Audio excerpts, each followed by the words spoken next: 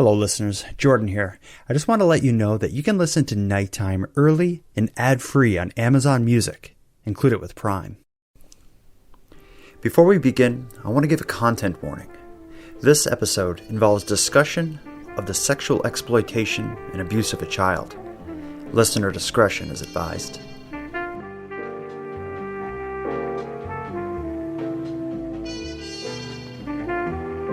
You are tuned to the Nighttime Podcast, focused on the fringe of Canada.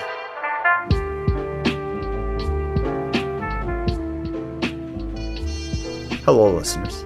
Let me start by saying I've never been into clowns, and especially not the type of clowns that can be hired to attend a children's birthday party for cheap and easy entertainment. There's something about an adult in makeup, wearing a ridiculous outfit and getting close to kids that just gives me the heebie-jeebies. Perhaps that's why I've always cringed at the thought and the presence of my hometown clown. Fortunately, by the time Dale Rancourt began making appearances around Cape Breton Island as Klutzy the Clown, I was old enough to not be at risk of being subjected to his brand of over-the-top and unrefined clownmanship. But for a period spanning a little more than a decade, you would have been hard-pressed to find a Cape Bretoner unfamiliar with Dale Rancourt and his character, Klutzy the Clown. He was both a children and adult entertainer, bouncing his way between birthday parties, old folks' homes, social gatherings, and public events, being a clown, and not an especially good one. His makeup and his outfit were as modest as the Ghostbusters-themed car he would randomly shout out the window to kids in.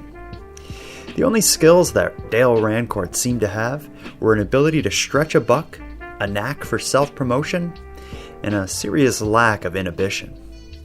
He certainly wasn't universally respected, but somehow he managed to find a place for Klutzy the Clown in Cape Breton's entertainment economy. But it's all gone now. Both Dale Rancourt and Klutzy the Clown are far beyond redemption. Of all the rules society places on the adults we trust around our children, Dale Rancourt broke a few of the most important ones. Good evening, everyone. We begin here tonight with sex charges against a well-known children's entertainer in Cape Breton. Dale Rancourt, better known as Klutzy the Clown, was in a Sydney courtroom this afternoon. Ryan, what more can you tell us about this? Dale Rancourt, better known as Klutzy the Clown, made a very brief court appearance this afternoon in Sydney on 4 sex-related charges involving a minor. Over the course of a multi-part series, I'll be unpacking this awful story. And we're going to start things off tonight. I've invited fellow Cape Bretoner and my good friend Aaron to join me for a discussion surrounding the disgraced Cape Breton clown. So let's get into it. Tonight, in this episode of Nighttime, Aaron and I will discuss the disturbing story of Dale Rancourt, a man better known as the disgraced clown, Klutzy.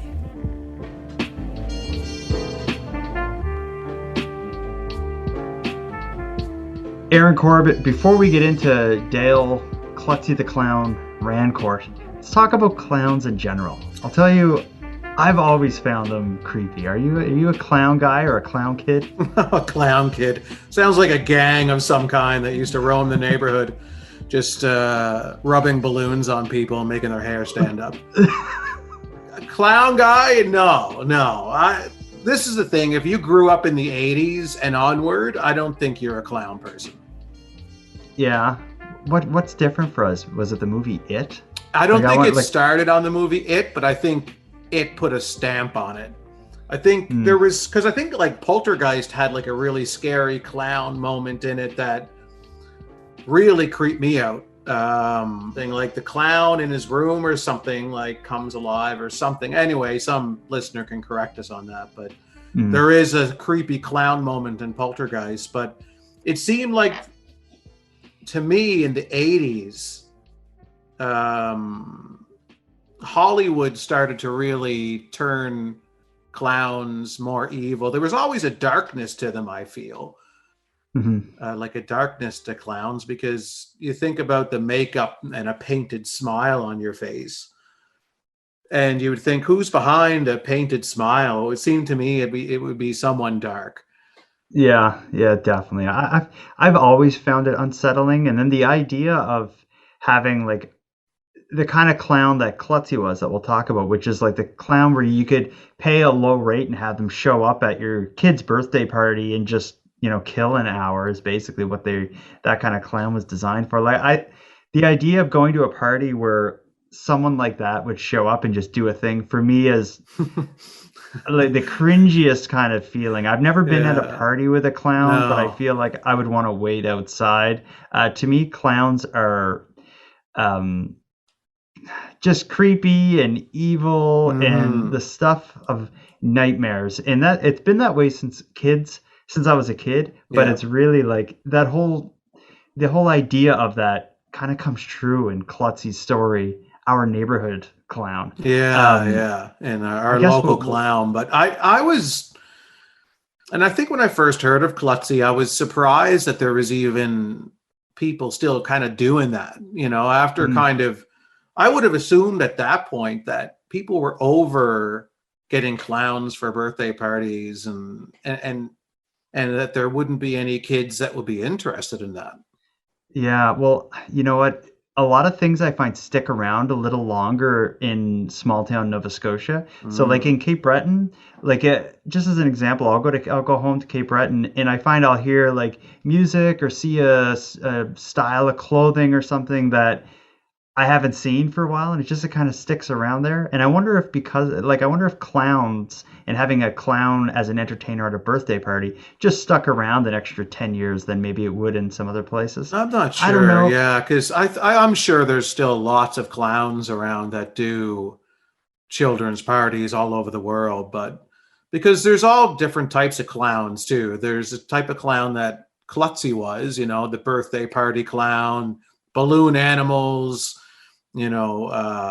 bouncy tents and like things like that, kind of what you would think of a typical party clown would be. There's like the circus clown, which is like not far off from what Klutzy is, but is more of like a lot of them you would see would be like, they almost look like hobos or homeless people. And they would have the dark scruff on their face and they would be carrying the stick with the handkerchief tied to it. That's like a circus clown that would come in and out and entertain the audience in between some of the bigger acts, and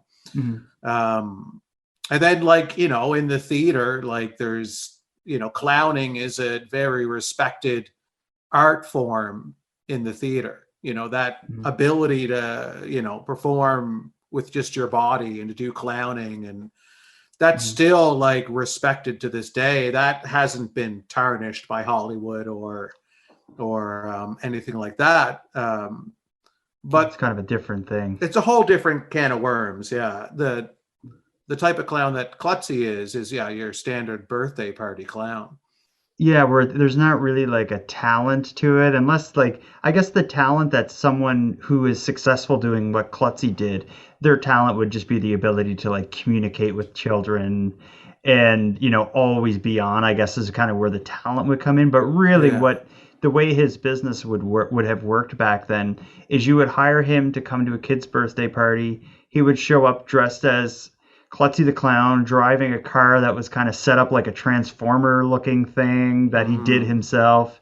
And he would, I don't know if he even did really like elaborate balloon animals or anything. It was more just kind of like playing guitar and being Klutzy, this clown. But what I think was unique about Klutzy and what I definitely want people to get is how much a part of Cape Breton he was. Like everybody knew Klutzy as a local business or as a character. Like you would see his name on billboards advertising, there's it's the town's 50th birthday, he's going to be down on the waterfront doing something. Or you would see him at the mall in costume, or see like, I think he drove a car that had like Klutzy all down the side. He had a lot of things on his car, I remember. Like it was decorated in a very specific way where when it drove by you knew, I think it had the Ghostbusters symbol on it. Do you remember that? Yeah, he had a couple different vehicles because he had a Transformers one and then a Ghostbusters one. And when I say like a Ghostbusters car, it was almost like it wasn't like a replica or anything. It was a really crappy DIY. It just seemed like an old Subaru with a Ghostbusters sticker on it. Or something like that. if you had like $800 and you're like, I want to make a Ghostbuster car, like this would kind of be. And I don't think it was a Ghostbusters car to any other effect other than that it had the sticker on it. I remember it being painted white. I think there was a bunch of other like junk on it too that wasn't related to ghostbusting at all. Unrelated to ghostbusting. Yeah, well, maybe my memory, like, because a lot of what I remember of Klutzy is like 15 years ago. I've never been anywhere he was actually performing, although the one encounter I had with him, I was at the mall in Sydney, the Mayflower Mall, where Frankie McDonald's is often at. So the mall's famous for Frankie. And there was like an ice cream store, and I was in there getting an ice cream with someone. Maybe it was you, but while I was in there getting an ice cream, Dale Rancourt, dressed as Klutzy, came in, not like hired to be there, but he still kind of came in and was walking around to the tables, like just like saying hi to people and being like, ooh, just being a clown to the kids, trying to make people laugh and passing out like business cards and stuff. And I remember being like, thinking like, what is that person? Like, that's so weird. I just remember being put off by it. Have you had any encounters with this clown? I've seen him around. Like, I go to the mall. Like, I guess the mall is a spot that Klutzy shows up. And shows up like in character, right? Like, you've seen him in character? Yeah, I think he's been hired for several, like when they're having some kind of a festive event at the mall, like during the summertime, and they have like maybe like some outdoor kind of things going on for kids. Klutzy would be there and just kind of interacting with the children. So I never physically had any encounters with Klutzy, although when I was going to business school, in our first year, at the end of our first year, we had to do a big marketing plan, and it was a competition. And so we were all earlier into the year sectioned off into groups of 4 or 5 or 6 or whatever it was. And we all had to pick, each group had to pick a local business, a real local business to partner with to do a marketing plan on. And then at the end of the term, we would all present our marketing plans to a group of people from the business community, and they would judge and determine who had the best marketing plan. And that was like the big event at the end of the year. And when we started at the beginning of the term, our marketing instructor said that that every year there's usually a few local businesses that volunteer to have marketing plans done. And that year there was one local business that had volunteered, and it was Klutzy the Clown. So the marketing instructor said, okay, everybody, we have one volunteer business already.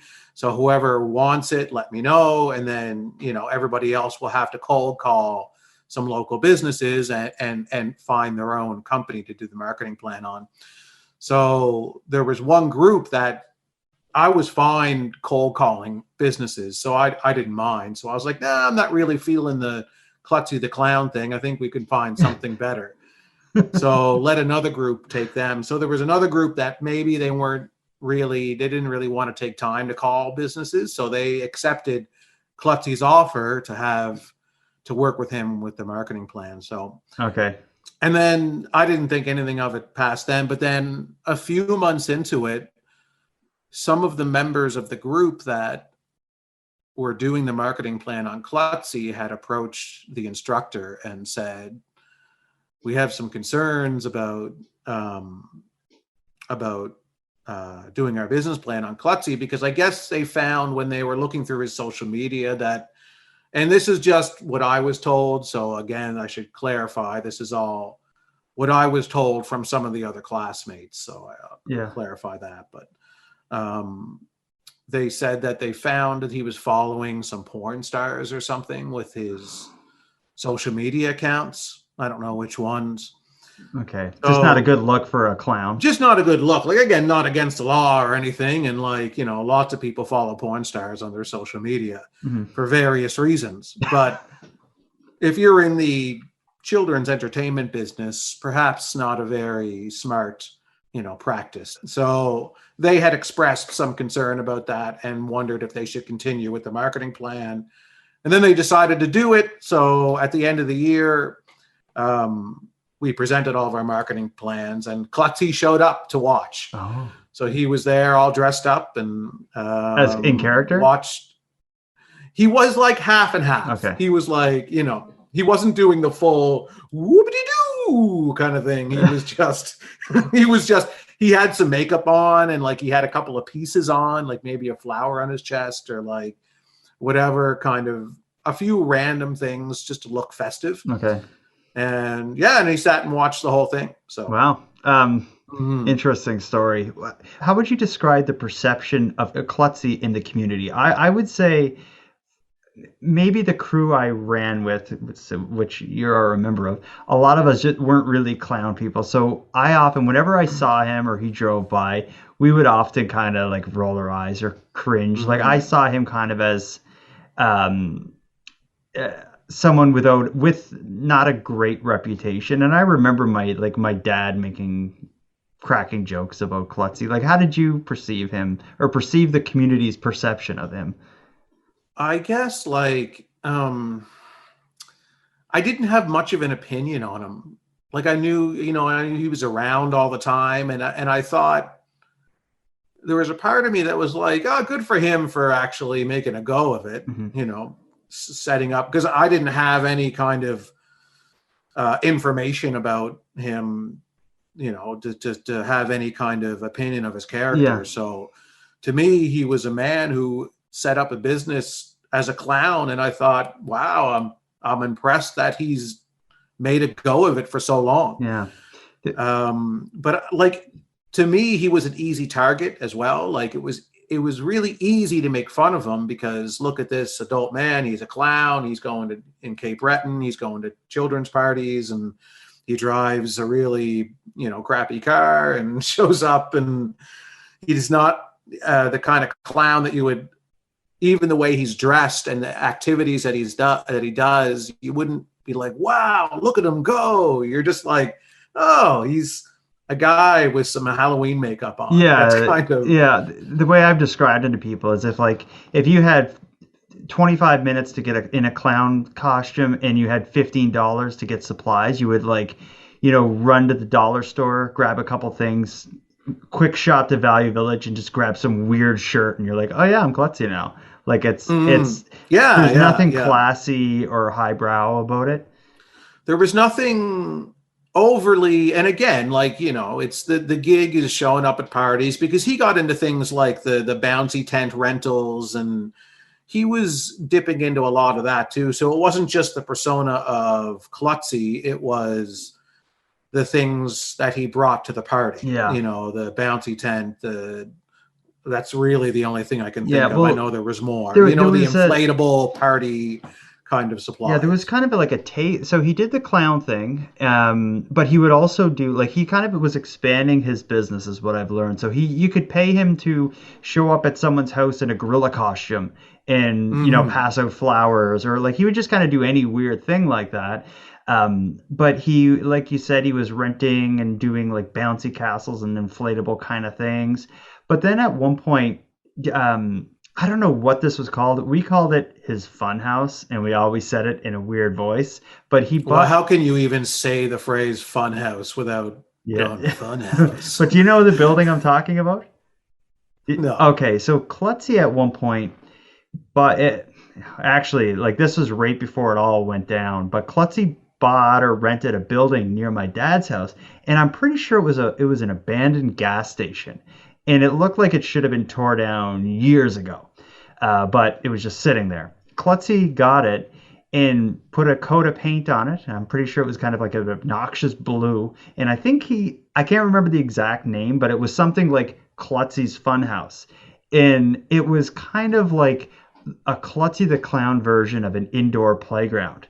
But instead of nice kind of equipment and stuff, it's almost again like if you went to Value Village or the Salvation Army and got a bunch of kids' toys and just put them in this old gas station, and kids could come in and play with the stuff. And I don't know what it would even I couldn't imagine when it was open. I remember saying in a million years I would never let my kids go in that bizarre building with like this clown and a bunch of, dirty old like ride-on plastic. It's almost like it looks like the worst daycare in the city, sort of thing. But it's all painted obnoxious. But that was not far from my dad's house. But when What Goes Down with Klutzy eventually goes down, that building didn't have a lot of time to be open because it would eventually he wouldn't be around to run it anymore. One thing though that I learned in researching Klutzy, he won the lottery at one point. I had no idea that a lot of his early funding and the stuff he bought, he won a sizable amount of money in a lottery, and that was how he funded a lot of his early stuff. He paid for some of his house. He bought a gym in North Sydney that he was using not for clown stuff. It was like just a straight up gym. But just where he trains clowns. He doesn't train them in clowning. He trains them in combat. Yeah, well, I learned a lot about him and his business because what I did, I guess before we get into his crime and all of that, I'll tell you is I put a post on Facebook when I was planning to do this episode saying if anyone worked for him or had any stories about Klutzy or any experiences with him that you think would be interesting, let me know. And kind of like the glove guy episode, I would compare it a lot to that because it was pretty much like the next morning I got up and I was inundated with emails, and I made the mistake of, I have a separate phone I use for my podcast. I had the phone number for the podcast phone in the post on Facebook. So I'm flooded with text messages, and there are so many crazy stories that it's hard to fish through like what's true and what's real and what's exaggerated, but like everybody has an odd story about him. But one of the people I managed to get in touch with was someone who worked at his gym, and they described the way he treated the gym and how like a lot of the equipment like shouldn't have been in use anymore, and there was a lot of like duct tape holding the place together. But I guess that's not a surprise given the way he ran his business as a clown. But well, it's when you're if I were to do a marketing plan on Klutzy, I would advise them stick to your wheelhouse and don't open a random gym. Yeah, or a fun house. A fun house. Actually, don't stick to your wheelhouse. Just cash out. Cash out. Take your lottery winnings and run. Another thing that I learned in doing all this is there's a documentary filmed about Klutzy. It's called Big Shoes. In fact, what we're recording now is going to be part 1 of a 2 or 3 part series. Part 2 is going to be talking to the filmmakers who did the documentary about Klutzy, which basically is the story of a fellow who won the lottery and went on to follow his passion for clowning and become a clown. Turns out the documentary really didn't age well because of what will eventually happen. So when was the documentary made? It was like 2013 off of memory. Wow. So like 4 or 5 years before the charges were placed against him. Wow. So the documentary really doesn't cover, when you go to Cape Breton now and you say Klutzy the Clown, the documentary doesn't cover the story that people know and discuss. And that was a thing that another one of my early impressions of Klutzy is I was trying to understand why he chose that name, Klutzy the Clown. Because to me, it was so close to Krusty the Clown, which was the famous Simpsons character. One of the few redeemable clowns that I can think of is Krusty the Clown from The Simpsons. But it was so close, and The Simpsons, and that's such a popular character that I would have worried if I were choosing a clown name, I wouldn't want one that sounded so similar to Krusty's name because you're going to get the two confused all the time. Yeah, well, in the documentary, I think they ask him about that, and one of the way he describes it is he knew he wasn't like talented as far as a clown, and he'd make lots of mistakes. So by naming himself Klutzy and making the character like a klutz who screws up all the time, it's almost like an excuse for not knowing what he's doing. Okay. Because again, he has I don't believe he's any better at being a clown than you or I. I think the only thing that makes him able to do it, or made him able to do it at the time, was like a lack of inhibition that maybe would prevent us from being like, I'm going to go to a children's party. Maybe you'd do it, but I would not go to a children's party and just sing and dance or something. Right. No, and I wouldn't either. I feel like a good market there is the people who dress up as like Disney princesses and action heroes, and they just kind of go in and pose for pictures and so like a kind of like a professional cosplay or sort of that's thing. very popular right now. I find I think Captain America showed up to my nephew's party one time. Okay. And he was awful, to be honest. He was definitely worse than Klutzy, because he had no personality at all, and it was very visible in his body language that he did not want to be there at all. That sucks. The poor guy. I don't know if the kids picked up on that, but hey kids. Oh. Well, let's get into what happens with Klutzy. So, beating around the bush here, when you see kind of a creepy clown children's entertainer, people will often think about the dark side of that and like, that guy's a pervert. I've heard people say things about like that about Klutzy 1,000 times. Right. When I first learned of the charges against him, I would say, I wasn't surprised that it happened, but at the same time, I was blown away that, like, wow, like, this insane thing is playing out in my hometown.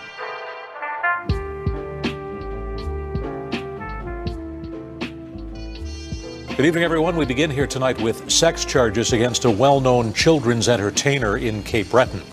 Dale Rancourt, better known as Klutzy the Clown, was in a Sydney courtroom this afternoon. CTV's Ryan McDonald was there. He's joining us now live from the Sydney newsroom. Ryan, what more can you tell us about this?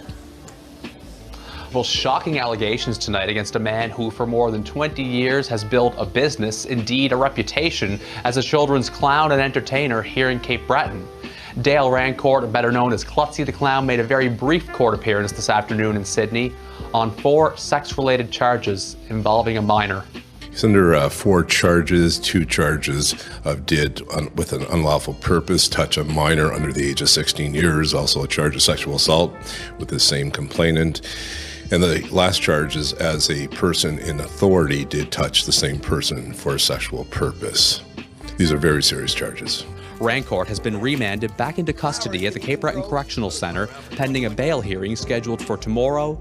The Crown is opposing his release.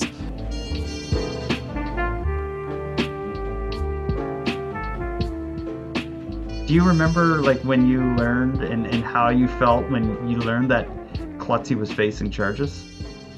Yeah, I remember it coming up because, again, when you see, a man who's a clown in a small town, kind of in the modern era, decades after Bozo the Clown was a respectable kind of children's entertainer, like now it's more when you see maybe an older man who's a clown doing children's parties, your mind instantly goes to, oh, is he a creep? Is he a pervert? Sit on my lap. That's kind of, that's where unfortunately, that's where your mind goes. Mm-hmm. And then for it actually, but then there's a part of you that doesn't, like, you joke about it, like, oh, is he a pervert? Is he a creep or something? And maybe you joke about it with your friends, but then when it actually something happens and charges are placed, you're like, wow. That's it, the thing that a lot of people joked around about, like, it's actually could be true. So you're like, okay. Mm-hmm. Yeah, it's bizarre and it was horrific. But I remember it was around 2016, I believe, that he was actually arrested and charged. It was huge news at the time. Everybody was talking about the fact that he was charged, and because again, everyone knew Klutzy. But very few details of the case seemed to surface. Like, I was following it but not much was said. I know there was a publication ban due to a child being involved, and maybe that was what kind of prevented the press from giving too much details on what had happened. Like, do you even now, like we're talking a couple years after even his trial, do you even know the story of what he actually did? I have like my memory from the time. I remember something about a young girl that maybe lived with him. I'm not sure how far it went, but it went to the point where charges were placed, and the rest is history. But so that's about as much as I know. I don't know any gory details. I don't know anything other than that she was around 15, she lived with him, and there was an inappropriate relationship of some kind. Yeah, and it's one of the things that when I was going through like kind of learning about Klutzy and Dale Rancourt, I call him Klutzy. I think whether he's in or out of character, I wouldn't call him Dale Rancourt. He's Klutzy to me. But no, nor could I think of his name quick enough to say it. In order to kind of say it in a podcast. I'd always have to say Klutzy. Yeah. In learning about him, one of the things that I did was got all the court documents. So in a moment, I'll read through. He ended up pleading guilty to the charges. And a part of a guilty plea is there's a agreed statement of facts where it's basically, I'm guilty. Here's what happened. Like, here's the facts of it. So I'll read through those in a moment. But I think to give some context, I told you I had the Facebook post and a ton of people were writing to me, sharing their stories.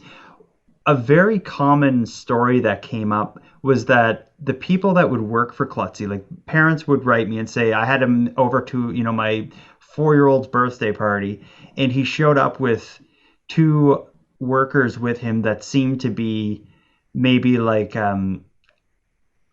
learning disability or kind of have special needs or something. And they described like Klutzy seemed to have sort of a dominant kind of presence over these coworkers that seemed either underage or vulnerable in some way, and he wasn't treating them well. So I've heard from multiple people who told me that he was hiring and having people working for him that the relationship didn't seem healthy. Then I've also heard from people who said they were working for him and he was paying them well below minimum wage or getting him to do things that just wasn't appropriate.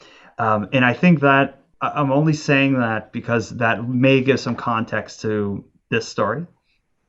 So I'm going to read the agreed statement of facts. It's not that long, but it gives the warts and all details of what happened. And there is still a publication ban on identifying the victim. And even if there wasn't, I wouldn't want to identify the victim. So I may skip through some of it here. So I'm going to read from it here. So again, he's charged, it pleads guilty, and this is the statement of facts that's presented. So until his arrest on October 16, 2016, the 51-year-old accused was the owner of a well-known local party business, Klutzy Clown, Inc. The accused would entertain at various parties and functions for both adults and children and would perform as Klutzy the Clown. The victim was a 15-year-old female. At the time of the offenses, the victim had a young child from a separate relationship. Various members of the victim's family had been known to the accused, to Klutzy, years before, and some had past employment with the accused or Klutzy's entertainment business. The victim met the accused through volunteer work and was employed by him on a part-time basis starting late May 2016. So that tells me it was like this victim was probably volunteer working for him a little bit and then got hired part-time. The first aspect of any sexual relationship took place on July 17, 2016, while at the accused shop, which I believe is that fun house. He kissed her on the lips. She described it as a peck and caught her by surprise. The accused briefly touched her buttocks and kissed her a second time. She described herself as first rejecting the second advance, but they ended up kissing again. She described the kissing as a both-way type thing at the time. The next day, the accused, who was 51-year-old, invited the 15-year-old to his home. He suggested they could use the swimming pool. A few days later, after the invite, she attended his residence with her young child. While in the pool, the accused picked her up by her legs and waist. They both kissed. The accused held her buttocks and put his hand under her breast. She stated that they continued making out. The third sexual encounter occurred in early August and this time advanced to sexual intercourse. She attended the accused's residence alone. During the visit, the accused began putting his hand down her pants. The conduct continued as the parties entered his bedroom where sexual intercourse took place. The victim spent the night at his residence, and the next day he requested that she and her child move in with him, and she did so later that month. The victim resided with the accused at his residence on a full-time basis from approximately August 2016 until the first week of October 16. From July 17, 2016 to the first week of October, the victim indicated that there had been approximately 10 to 15 sexual-related encounters with intercourse occurring on 6 occasions. The victim stated she thought the accused was nice at first and that she moved in with him because she thought he cared about her and was willing to help with her child. She had been suffering from anxiety and depression. In late September, she had thoughts of self-harm, and she described her self-esteem as being very low. She sought medical assistance, and her child was placed in care of a relative. The victim began to question the appropriateness of the 51-year-old accused's relationships with her and the impact it had on her well-being. It was around this time that she finally confirmed the suspicions and told her mother and adult sister that the relationship with the accused was sexual. On October 15, the victim recorded a phone conversation she had with Klutzy. During this conversation, she referenced her child being taken out of her care and placed some of the blame on Klutzy. After her claims that she was manipulated by him, he could be heard crying on the recording and responded, "I can't talk right now. I'm just so broke up inside." The victim then specifically asked, "Dale, why did you have sex with me? Why did you have sex with a 15-year-old girl?" Klutzy responded, "Because I thought you loved me, and I thought we were going to have something at the time. I thought we had a future together." Shortly after the recorded phone conversation, police were contacted. The accused was arrested on October 16, 2016. On October 18th, 2 days later, he had been released by way of a court recognizance. The release conditions prohibited the accused from having contact with the victim and from attending any place where persons under the age of 18 would usually attend. However, on 2 occasions, between November 3rd and 10th, the accused attended a family resource center to drop off donations. The accused, Klutzy, was aware that the victim had been involved in a program at that same location. As a result of attending the family resource center, the accused was rearrested on October 12th. The accused was denied bail and had been continuously in custody until trial. So that's as much as we know about what happened. Again, he pleads guilty in his sentence. If you don't know, it was he was sentenced on May of 2017. He got 2 years in prison, followed by 2 years of probation. 51-year-old Dale Rancourt will spend the next 2 years in a federal jail. Plus, he was handed 24 months probation for sexual assaulting a girl who was 15 at the time. He took advantage of a situation that clearly he was in a position to trust and authority over her as a young child and abused that position to his advantage. The sentence was part of a joint recommendation from Crown and Defense. The fact Rancourt didn't have a prior criminal record played into the decision. It would, indeed. It's a mitigating factor under the law, and in fact, it was taken into consideration by both counsel, both Crown and Defense, and the judge when we arrived at the sentence that we arrived at. The defense noted Rancourt takes full responsibility for what he did and realizes his career as a children's entertainer is over. His plan is to move back to Ontario after his prison term. He's all along said that he's the guy that's responsible for this, and all he simply wanted to do was arrive at the appropriate sentence for what has occurred. In a victim impact statement submitted to the court, the girl says what happened destroyed her emotionally and physically. It's affected her quite profoundly. She indicated in that victim impact statement she has ongoing fear that Mr. Rancourt will contact her again, and that she will likely be dealing with these matters for the rest of her life. Rancourt will now be transported to Spring Hill Institution, where he will begin serving his sentence.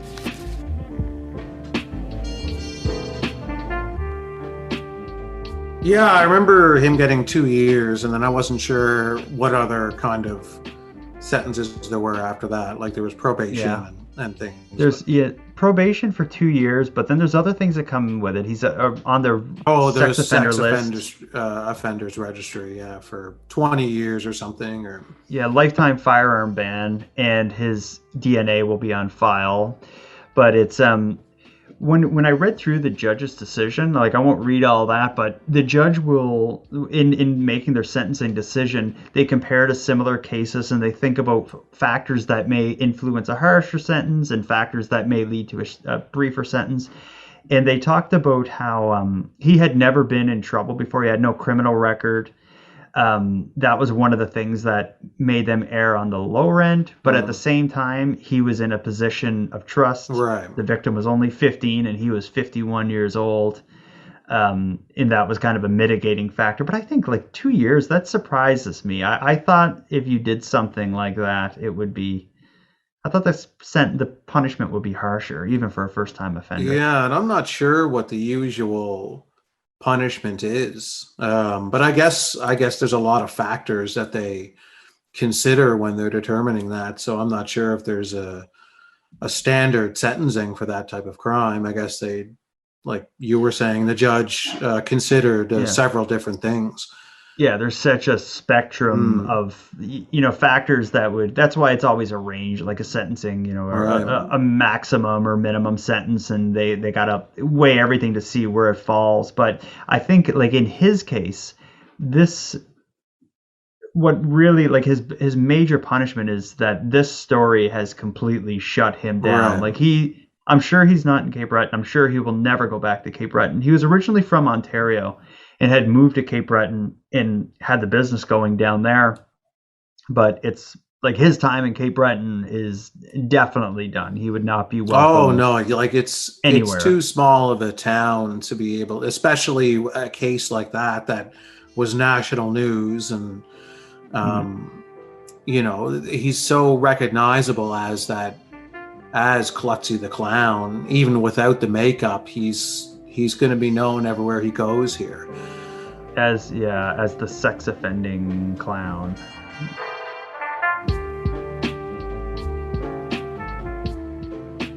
The man better known as Klutzy the Clown remains in jail tonight pending a bail hearing, and he is now dealing with more than just criminal charges. A suspicious fire has destroyed his home just days after he allegedly breached his release conditions on sex charges.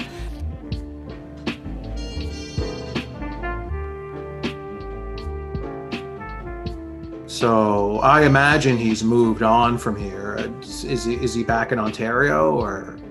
In the sentencing decision that I read through, the judge described that his father, who lived in Ontario, was kind of at the end of life, like in poor health, and Klutzy wanted to go be with his dad. So I would imagine that if his dad was still alive when he got out of prison about 2 years ago, that would have been where he was going. He has other family there as well, so I would bet he went back to Ontario, and I am pretty confident he's not working as a clown.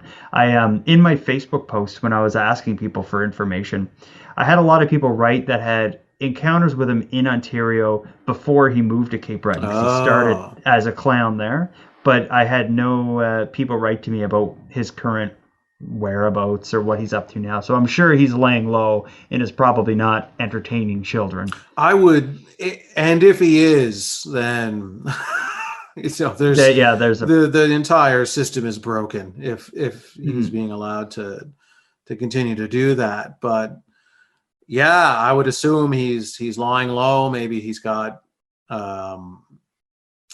some kind of a standard job somewhere, or maybe he's just trying to win the lottery again.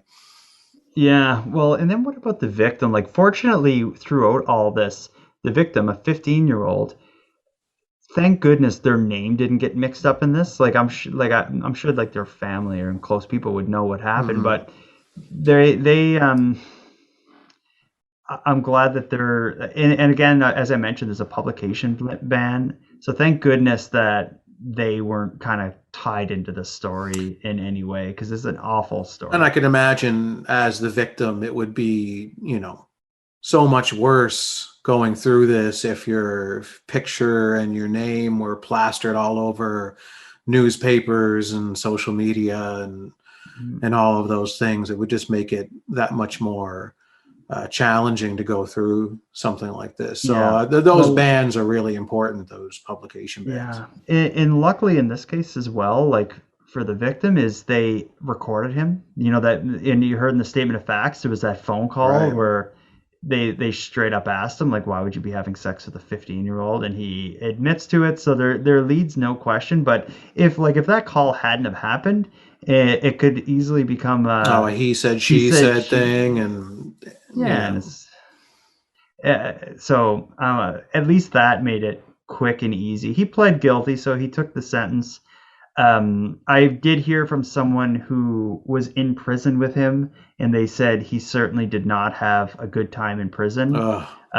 Being a child sex offending clown wasn't welcome at the card tables, I guess. No, I wouldn't imagine. An understated way to put what they described to me. I thought of I got so many emails and texts and stuff from people that I almost thought about calling a bunch of people, doing a bunch of short interviews to get all these statements and these little pieces of the story. But what I found was happening was the version of Klutzy that people talk about now, it's so different because of the way he's viewed, that people, like, I was getting so many people who were like, he was a disgusting pervert and I knew it. And it's just like, I don't know how accurate the version of their memory is, because everything is so tainted by this one crime. So people were telling me about, experiences they had with him 3 years prior. So in the end, I opted not to use much of the stuff that was sent to me, but I think I might do something with it. It's just it's kind of impossible to figure out what's exaggerated and what's true, what's altogether false. Which actually, I should get into this. I had a really weird thing happen, unrelated to Klutzy, I guess. So I told you on the Facebook post, I started to tell you a bit about this the other day, but I'll give you the whole story. Is I made the Facebook post saying, like, if you worked for Klutzy or had an experience with Klutzy, email me at here, or call or text me at the podcast phone number. And checked my phone like 2 or 3 days later, and I got what looked to be like a pretty serious text. And it's like, hey, like, I got a story about Klutzy, and you're not going to believe it. It sounds nuts, but this is true, and I'll talk to you about it. And I was like, yeah, like, what do you got to say, kind of thing. And what they had told me in their response was like, and they kept using their name, like, yeah, my name is, and I'll make a fake name. They're like, yeah, my name is John Doe. I met Klutzy and I trusted him, and he sexually assaulted me, and you're not going to believe this, but I think my dog. And then he said the dog's name, Rover, let's say. And my name is John Doe, by the way. So I was like, I read that text and I'm like, this is just nuts. But this guy keeps, like, he's giving me his name. He's willing to talk. Like, so let's see where this goes. So I was like, yeah, like, I'd like to know more. Can we talk sometime?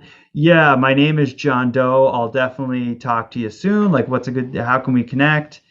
And I started to think, like, it's weird that he keeps saying his name. It's weird that he's so willing to talk about this crazy story about, like, a clown abusing, like, sexually assaulting his dog, and he's telling me his dog's name. It's like, it didn't make any sense. So I went on Facebook and I searched the name that he was giving me. John Doe's the fake name I'm saying, but was giving me an actual unique name. So I searched it and I found this profile picture of this guy from Cape Breton, like, holding a dog, and I'm like, what the hell is this? So I wrote to the guy, I sent him a message, and I'm like, is your dog's name, Rover by chance? And the guy writes back and he's like, weird. Like, I had a dog named Rover, but he died, 2.5 years ago. Why? Like, how do you know that? Who are you? And I told him, I said, I explained who I am. I make a podcast and I'm soliciting info on this story, and someone wants to talk to me, and I'm pretty sure they're pretending to be you and they have a crazy story. And right away, then this guy who I'm writing on Facebook is like, whoa, like, can you record the calls? Where are they calling you from? And he goes on to tell me that for the last, like, year and a half, somebody has been setting up, like, fake Instagram accounts and fake Facebook accounts and putting up like dirty photos, not of him, just random dirty photos from the internet and like sending them to this guy's people, and the police were involved. He has no idea who's doing it or why. He's like, I don't have any enemies. I have no idea who's doing this to me. So well, everybody has an enemy somewhere, so he shouldn't say that. Yeah, good point. But he's just like, I'm just a regular guy. Like, I don't know where this is stemming from. So then I believed him right away that this is what's happening. So I said to him, I was like, I'll let's see what we can do. I'll work with you. We'll try to see if we can figure out who this person is. Who I was. So again, they've been texting me, and so I thought, I'm just gonna call them. Then when I called back, it was like, basically, I can't remember exactly what the message was, but it was that your number's blocked or they're not accepting your calls. But I managed to get enough recorded so that I had this person clearly saying hello. Which I promptly passed along to the Cape Breton Regional Police. Wow. Wow. Anyway, so that was just kind of a weird sidetrack. But in the end, Klutzy did not sexually assault this man's dog, but somebody on the internet is trying to damage the guy's reputation by, I guess he was trying to get me to talk about that, or maybe... I'm trying to wrap my mind around why trying to convince a podcast host that a clown had, sexually assaulted his dog. Like, what is that doing to the guy whose identity he's stealing? All I can imagine is the Facebook post that I made looking for information. If you look at that post, it was shared like, a couple hundred times, mainly across from people from Cape Breton. So I think maybe this person who was out to get this other person just saw someone share this post and be like, huh. Yeah, I'll text them, and maybe it's kind of spaghetti against the wall kind of routine where it's like, I'm gonna try anything and everything to humiliate this person, and that includes. It's a little brazen. Yeah. It's a little brazen though to actually text me and stuff. Yeah, like they went so far to the point where they're gonna get caught doing that. It's once voices and phone numbers and all of that get involved, and it's such a traceable thing. Yeah, but is it like, I don't, and then I was thinking, like, is it criminal or just stupid? No, I don't know, but I don't know what the law is on pretending to be somebody and making up stories, but yeah, it's certainly not cool. But either way, it's just like, as I was going through this whole crazy story about a sex offending clown in my hometown, that whole thing was playing out. So I'd be reading stuff about Klutzy, going through old news reports about him, going through the court documents, at the same time trying to catch this guy catfishing, I guess. It wouldn't even really be catfishing. I don't know what you would say he was doing, but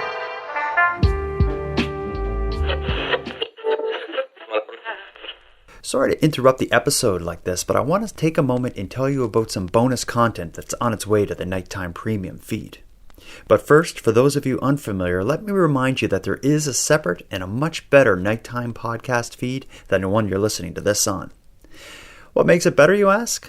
Well, the Premium feed is listener funded, so you won't hear distracting ads like this or any of the others you had to sit through. Secondly, the episodes are often released in advance, sometimes by days. But most importantly, the Premium feed includes exclusive episodes and content that you won't find here on the free feed. As an example, once Part 1 and 2 of the Klutzy series are released here on the free feed, I'll be adding a Part 3, which will be exclusive to the Premium feed, in which I'll read and discuss the many, many emails I got from people willing to share their memories and experiences with Klutzy. If you're interested in this story, you're not going to want to miss that episode. I should also mention that all annual Premium feed subscribers will receive a free nighttime welcome pack that includes stickers, buttons, and magnets. So if you want to go premium, you can do it at patreon.com/nighttimepodcast. That's patreon.com/nighttimepodcast. Now let's get back to the episode.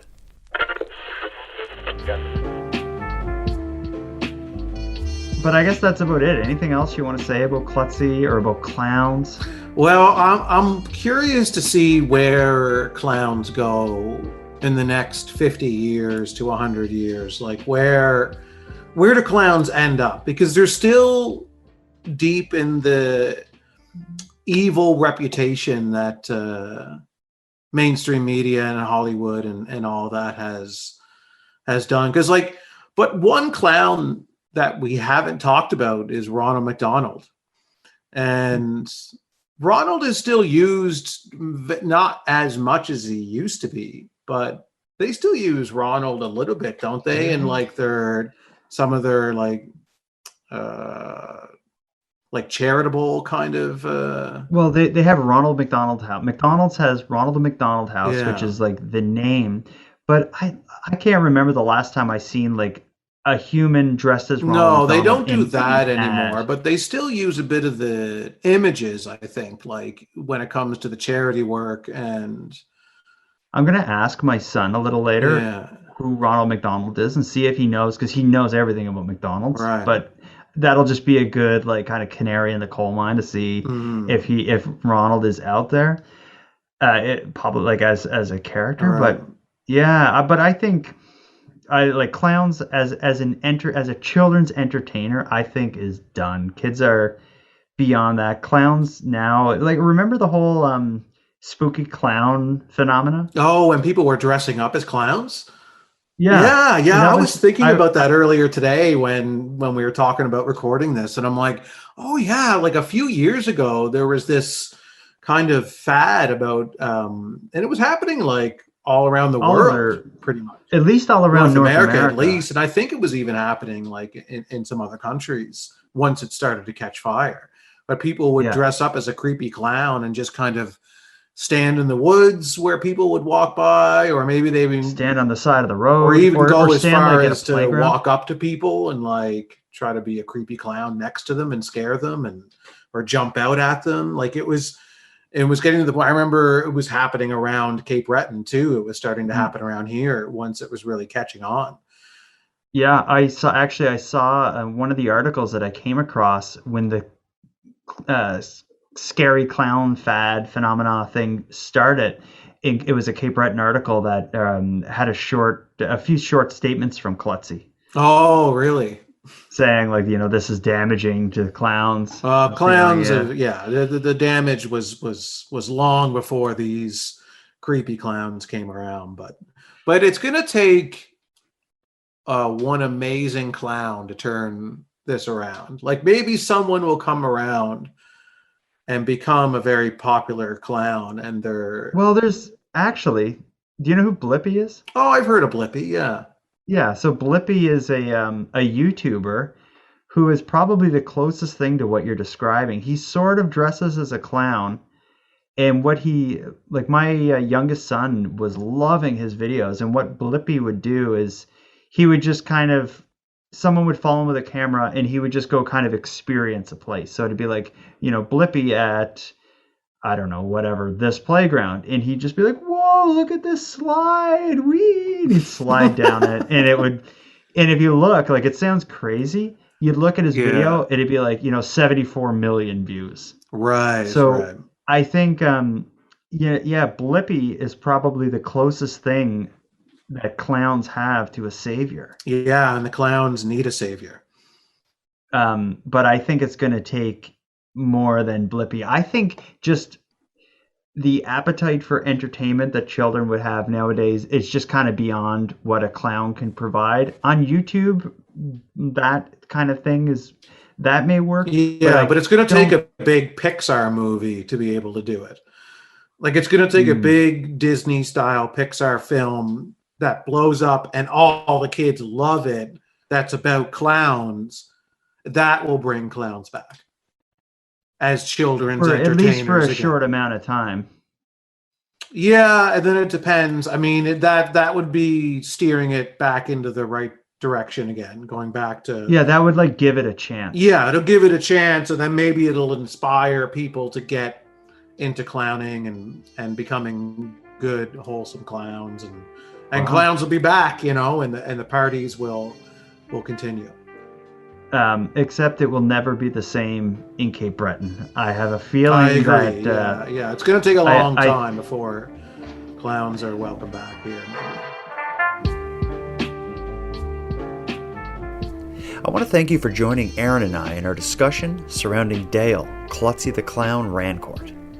This story is dark and difficult to tell for obvious reasons, but I hope it serves as a bit of a warning to those in position of trust that there are serious consequences for taking advantage of your role, and also a warning to people out there to simply be careful who you trust around your children. And with that, I'll wrap up this episode of Nighttime, but before we part, I'm going to give thanks. First, a big thanks to Aaron for sharing his evening with me and with the listeners of Nighttime. Next, a big shout out to Monty Datta for contributing the music for this episode. It's a piece called Noir, Toyko. And lastly, a massive thanks to everyone who listens to Nighttime, as without your interest and your support, this show would be as pointless as it would be impossible. But with that said, keeping the show alive is and has always been an uphill battle. So if you want to help take some weight off the show's back, listen on the premium feed. It only costs about as much of a cup of coffee, but it'll help stoke the fires that keep this show going. You can subscribe at patreon.com/nighttimepodcast. And with that said, let me thank the newest supporters of the show. Kinsey, Jonathan, and Anne-Marie, thank you for subscribing to the premium feed. And for anyone else who'd like to support the show but can't do it financially, you can give me a big hand by simply sharing this episode on social media and letting like-minded friends know about what we're doing here. If you have any story ideas or if you want to give feedback on the show, you can reach me at nighttimepodcast.com/contact, or you can find me on social media. I use Facebook, Twitter, and Instagram, and I'm often live on the Nighttime Podcast YouTube channel. So until next time, take care of each other, hug your loved ones tight, and stay the hell away from clowns. The Nighttime Podcast is written, hosted, and produced by Jordan Bonaparte. Copyright Jordan Bonaparte.